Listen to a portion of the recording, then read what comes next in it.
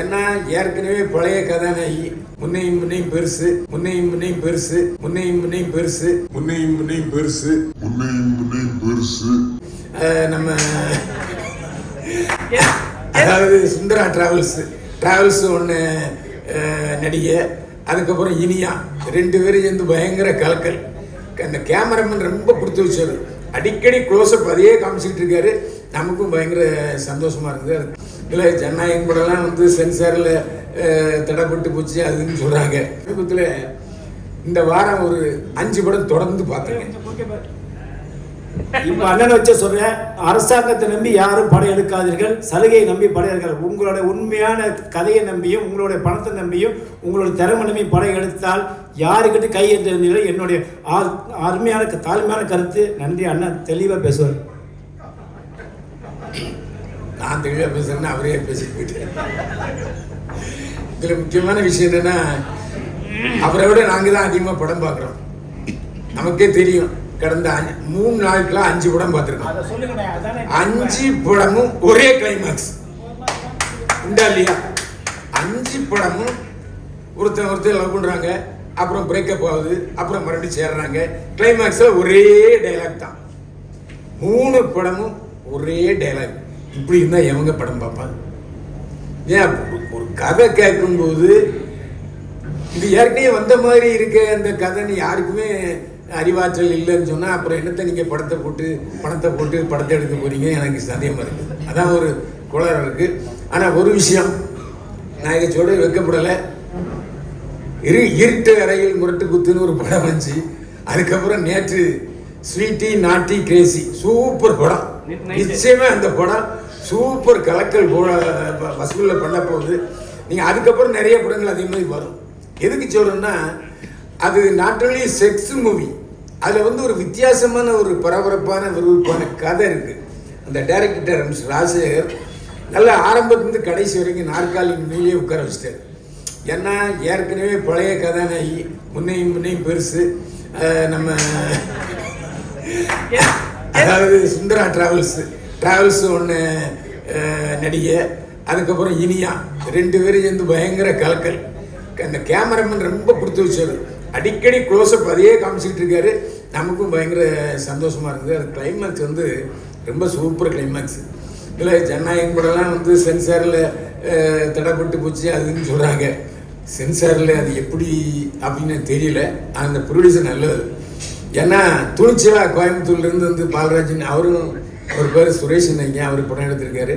ராஜசேகர் நல்ல படம் எடுத்திருக்காரு. என்னென்னா செக்ஸ் படமாக இருந்தாலும் ஒரு வித்தியாசமான கதையோடு எடுத்திருக்காங்க. வர்ற தயாரிப்பாளர்கள் வித்தியாசமான கதையோடு வாங்க. இந்த தலைப்பு ரொம்ப இல்லை, யாரா அந்த பையன், நான் தான் அந்த பையன். ஒருவேளை டைரக்டர் ப்ரொடியூசர் ஹீரோ அவரை பையனாக சொல்லிக்கிட்டாரா என்னன்னு நமக்கு தெரியலை. அவரை பையன் சொல்லிட்டாரு. நான் தான் அந்த பையன். இந்த துணிச்சல் யாருக்குமே வராது. அந்த அடிப்படையில் அவரை நம்ம பாராட்டணும்.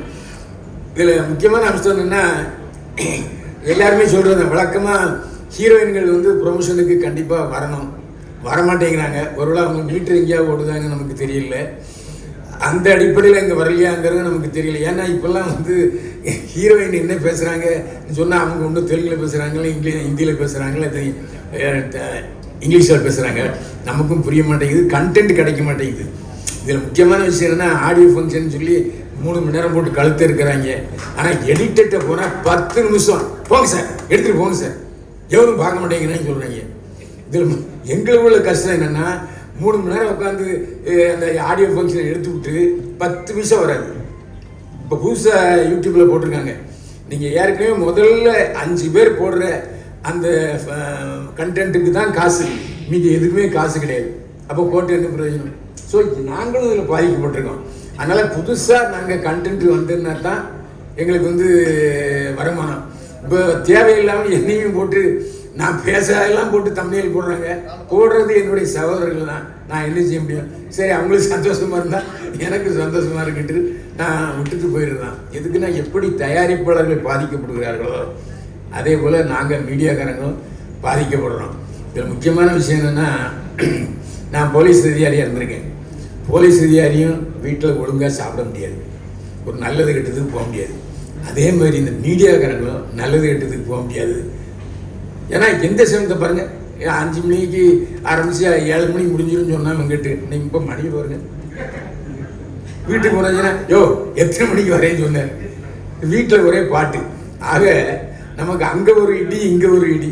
ஆஃபீஸுக்கு போனால் என்னையே நியூஸ் எடுத்து வந்துருக்க, கண்டென்ட்டே இல்லை, நானே கண்டென்ட் கொடுக்க முடியும் இப்படி.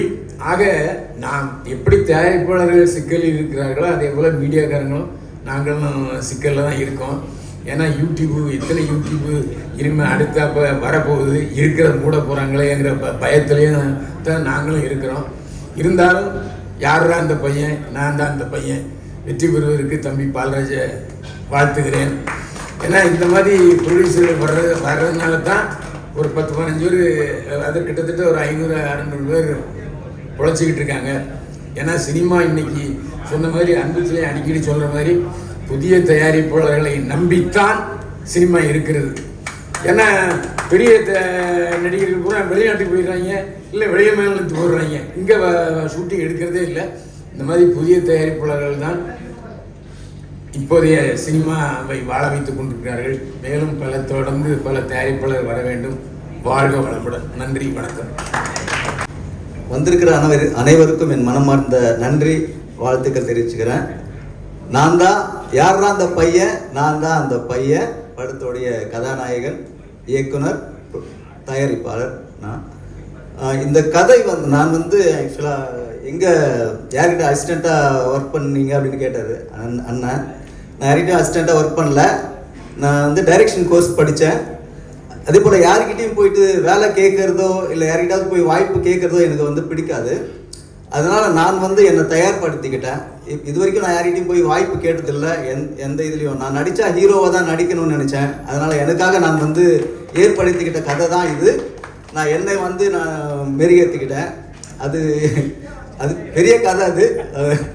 அதனால் நான் ஸ்ட்ரைட் ஹீரோ தான், நடித்தா ஹீரோவாக தான் நடிப்பேன் அப்படின்ற முடிவு பண்ணி தான் நான் இறங்கியிருக்கிறேன். இந்த கதை பொறுத்த வரைக்கும் ரொம்ப வித்தியாசமான கதை. ஆக்சுவலாக நான் நிறைய படம் பார்ப்பேன், நிறைய படங்களுடைய நிறைய படங்கள் நிறைய குறைகள் இருக்கும். இந்த கதை பொறுத்த வரைக்கும் குறை சொல்ல முடியாது, அந்த அளவுக்கு நான் எடுத்திருக்கிறேன். ஏன்னா நிறைய படத்தை பார்த்த அனுபவம் தான் இந்த கதை நான் இந்த படத்தை நான் நல்லா எடுத்திருக்கிறேன். கண்டிப்பாக எனக்கு 100% நம்பிக்கை இருக்குது இந்த படம் ஜெயிக்கும் அப்படின்னு. 1% கூட சந்தேகம் இல்லை இந்த படம் தோக்கும் அப்படின்னு. கண்டிப்பாக சிறு திரைப்படங்களுக்கு ஒரு அதாவது ஒரு முக்கியத்துவம் கொடுக்கலன்னா கூட அட்லீஸ்ட் கொஞ்சம் என்ன சொல்கிறது, ஒரு உந்துகோலாக இருக்கணும் அப்படின்னு நான் நினைக்கிறேன். அதாவது ரசிகர்ஸையும் மீடியாக்களையும் திரையரங்கு உரிமையாளர்களும் சிறு படங்களுக்கு கொஞ்சம் வாய்ப்பு கொடுங்கன்னு கேட்குறேன். கண்டிப்பாக இந்த படம் ஜெயிக்கும். பட் இப்போ பொறுத்த வரைக்கும் திரைப்படங்கள் சிறு படங்களுக்கு முக்கியத்துவம் கொடுக்கறது இல்லை. அது ஒரு மன வருத்தமாக இருக்குது. அது திரையரங்கு உரிமையாளர் கொஞ்சம் மனசு வைக்கணும்னு நான் நினைக்கிறேன். என்ன மாதிரி சிறு படங்கள் எடுக்கிறவங்களுக்கு கொஞ்சம் வாய்ப்பு அளிக்கணும்னு நினைக்கிறேன். இந்த படம் கண்டிப்பாக ஜெயிக்குங்க. எனக்கு 100% நம்பிக்கை இருக்குது. வேற என்ன பேசணும்னு நினைக்கிறீங்களோ சொல்லுங்க, நான் பேசுகிறேன்.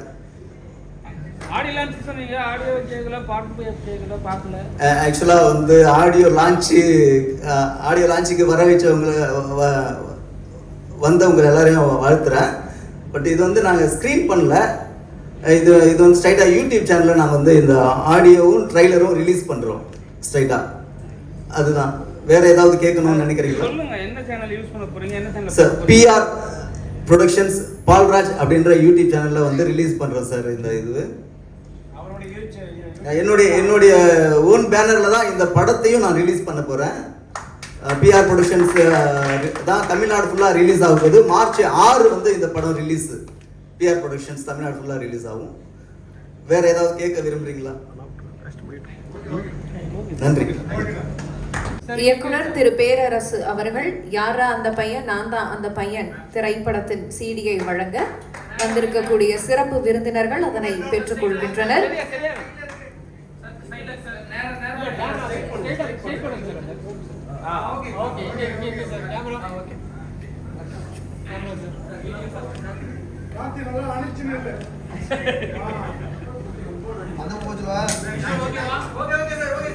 யாரா அந்த பையன்? நான் தான் அந்த பையன்.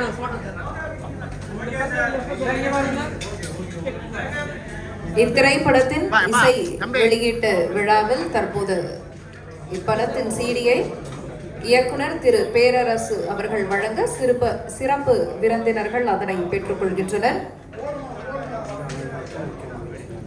எல்லாருக்கும் வணக்கம். ஃபர்ஸ்ட் ஆஃப் ஆல் நான் பால்ராஜ் சாருக்கு தேங்க் பண்ணுறேன். ஏன்னா என்னையும் நம்பி நான் இந்த ரோலுக்கு கரெக்டாக பர்ஃபெக்டாக நான் இதுக்கு சூட் ஆவேன் அப்படின்னு அவர் என்னை நம்பி இதில் என்னை ஆக்ட் பண்ண வச்சதுக்கு நான் ரொம்ப தேங்க் பண்ணுறேன். இந்த மூவி வந்து முக்கியமாக பேரண்ட்ஸ் வந்து பார்க்க வேண்டிய மூவின்னு தான் சொல்லலாம். ஏன்னா இதில் நிறைய கருத்து இருக்குது. ஸோ எல்லாரும் அது பார்க்குற ஒரு படம் தான். உங்களோட எல்லாரோட சப்போர்ட்ஸும் கண்டிப்பாக எங்களுக்கு தேவை. So thank you.